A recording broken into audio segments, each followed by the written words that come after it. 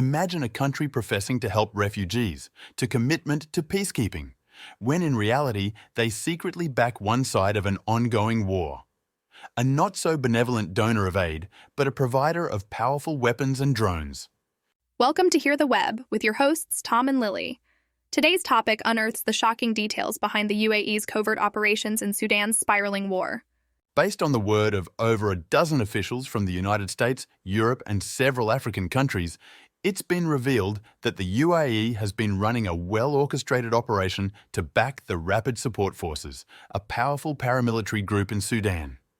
They're indirectly contributing to a civil war that has already claimed 5,000 lives and displaced over 4 million people. Located across the Sudanese border in Chad, an airfield and hospital acts as the base for this operation.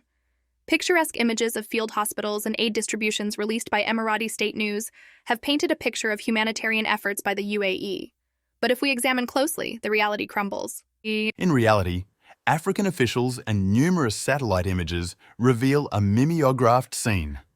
Wounded fighters treated in one part of the hospital, cargo planes landing frequently, and an airfield silently morphing into a heavily militarized zone, featuring temporary aircraft shelters, a hangar, and insinuations of nighttime operations.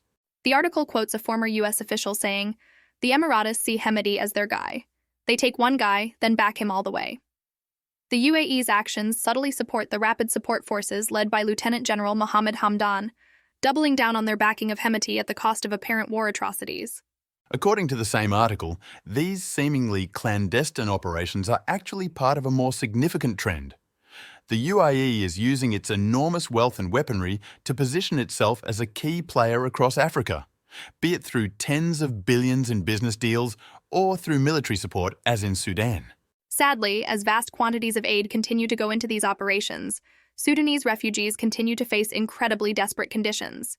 Hundreds of miles to the south, over 420,000 Sudanese are crammed into sprawling camps. A stark contrast to the sparse 250 refugees that have registered in Amjaras, according to the United Nations Refugee Agency. What's ironic here is that the U.A.E. toes the line of peace in Sudan as a member of the Quad, a diplomatic grouping including the United States, Britain, and Saudi Arabia, all while covertly pushing the buttons of war. Of all the poignant remarks made in this article, Hussam Majoub, the co-founder of an independent Sudanese media company, Sudan Bukra, conveys this questionable dual role of the U.A.E. best.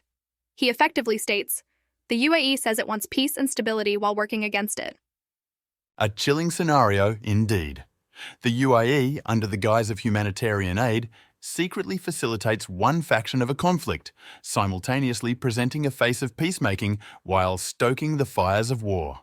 To conclude, our conversation today brings out the disturbing duality of the U.A.E.'s role in Sudan. They talk of peace while fueling war, claiming to help Sudanese refugees while backing the fighters, causing them to flee in the first place.